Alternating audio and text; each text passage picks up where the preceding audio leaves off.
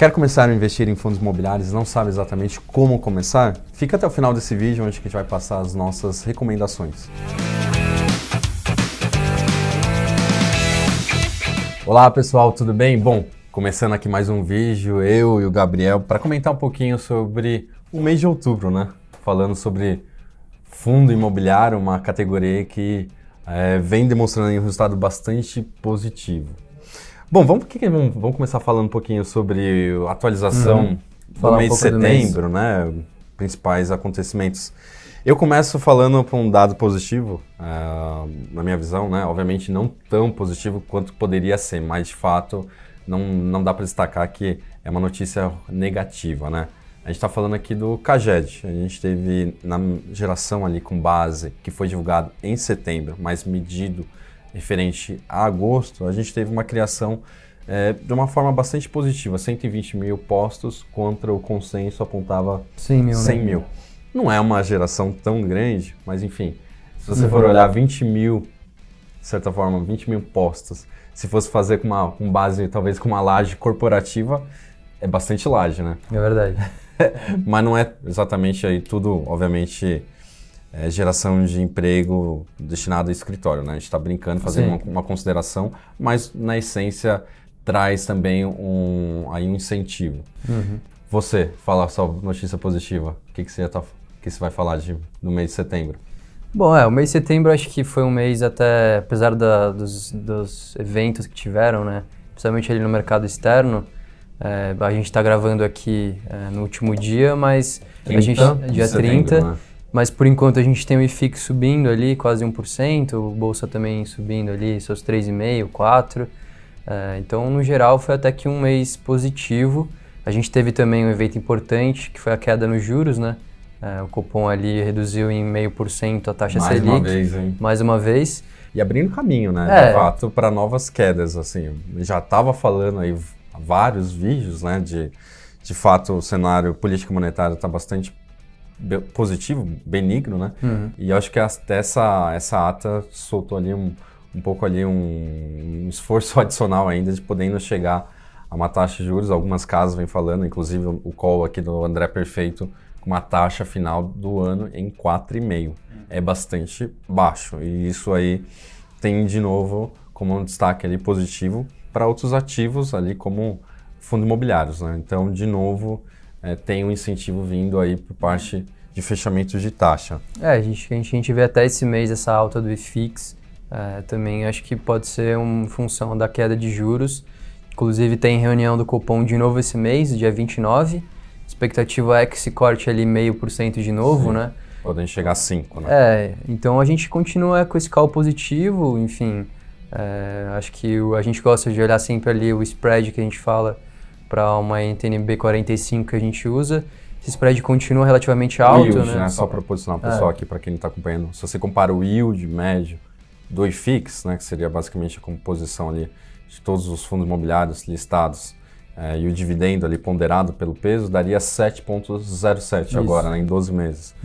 E é bem superior já à própria taxa Selic. Mas até em termos ali um pouco mais, uma comparação real, com uma NTNB longa, esse diferencial está bastante acentuado, né? 3,5 diferencial. Se você compara uma NTNB 2050, o yield dessa B está pagando 3,55. Então, por diferencial, você está ganhando a mais 3,50, que é um spread relativamente bastante alto na média histórica. Na verdade, no centro, né? Sim. Só que a gente já falou várias vezes que como está caindo a taxa de juros de uma maneira bastante forte em termos reais, os títulos, eu acho que até era meio que natural, um processo que a gente aponta aqui, que os fundos poderiam ter uma valorização da cota para ajustar esse yield para ser mais baixo em termos percentuais.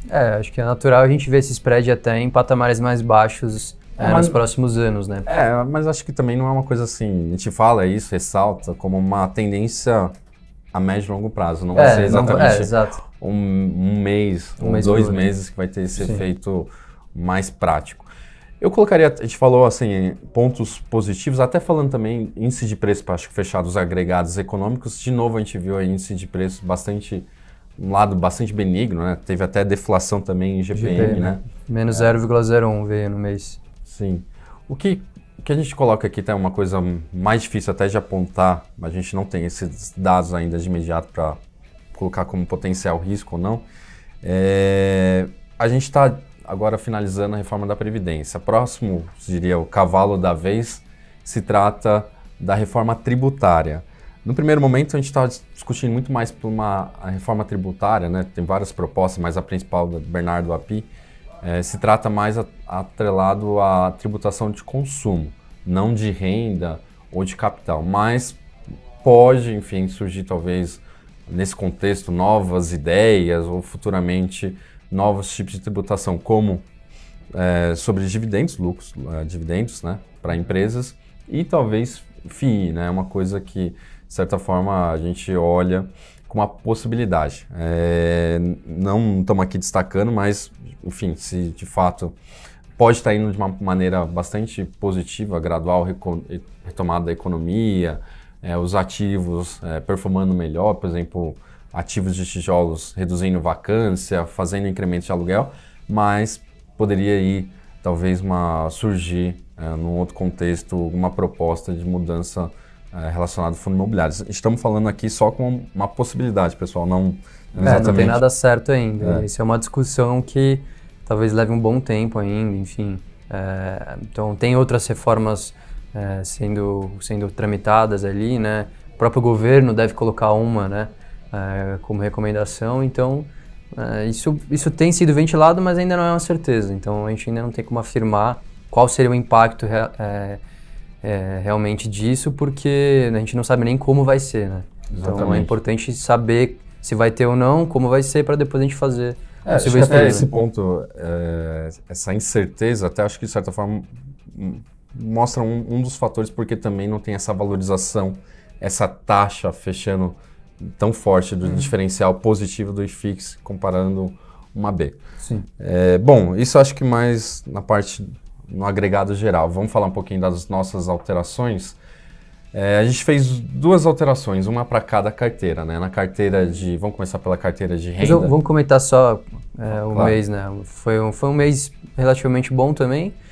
Nossas carteiras, a última vez que eu olhei aqui também, antes do fechamento, né? A gente ainda não está com os valores realmente fechados, mas estava dando ali ganho de capital 0,80, o IFIX perto de 1, e a de renda também 0,50, que foi impactada muito por um fundo que a gente tem na carteira, né, que é o que a gente vai tirar, né, que é o RBRR11, que é o de high grade da RB Capital, que teve uma oferta no mês, né, então a gente já comentou até o mês passado, muita gente comentando no vídeo, né, que as ofertas tiveram uma pressão negativa no IFIX, e realmente a gente teve diversas ofertas e ofertas bem grandes, né, inclusive essa do RBR, eles vão captar mais de 470 milhões de reais, que vai dobrar o tamanho do fundo, né? Exatamente, 470, né? Isso. Basicamente então, o PL hoje do fundo, né?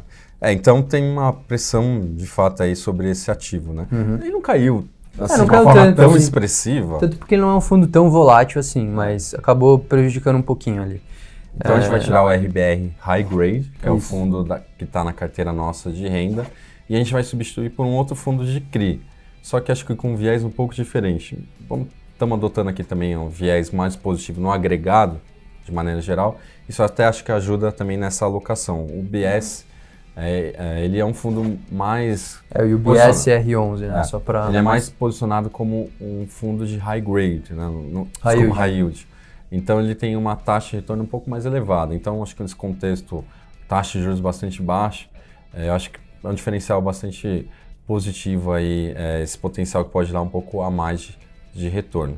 E também em termos de risco, até fazendo uma ponderação, historicamente aparenta ter um risco mais elevado a carteira, né? No sentido ali, tem uma ponderação por ativos com maior risco, mas de certa forma, no ambiente de retomada da economia, que nem a gente falou, destaque ali de emprego, inflação baixa, de certa forma acho que o risco de crédito de certa forma não demonstra assim uma grande apreensão de imediato.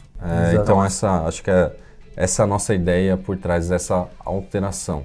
Então, retomando aqui, na carteira renda, a gente retira o RBR High Grade, e coloca o BS, que é o BS R11. R11. Isso.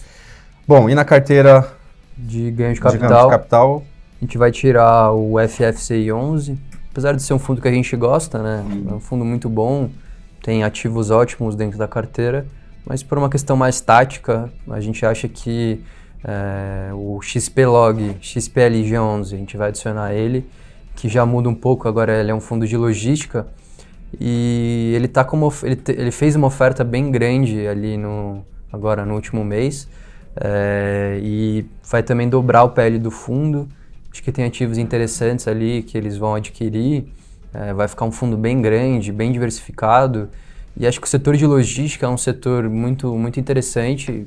A gente quer estar posicionado nele, a gente não tinha nenhum ativo específico de logística, apesar do KNRI ter alguns ativos de logística, a gente não tinha nenhum fundo só de logística. Então, a gente quer ficar posicionado nesse segmento e acha que o XPLG é ali uma das melhores opções, tanto por preço como por qualidade dos ativos, né? Então, a gente está colocando ele na carteira no lugar do FFCI 11. Então, essas são as duas únicas alterações que a gente vai fazer, uma para cada carteira, e acho que é isso, né? Legal, tranquilo. Bom, mais alguma consideração final aí? Vamos fazer uma observação aqui. A gente está relativamente otimista, mas vamos torcer para também não ter nenhum Twitter do Trump, enfim, qualquer ambiente externo também prejudicando aqui nosso mercado local, né? Essa talvez é uma outra observação que, Sim. enfim, de vez em quando a gente tem que colocar também, né? Exatamente.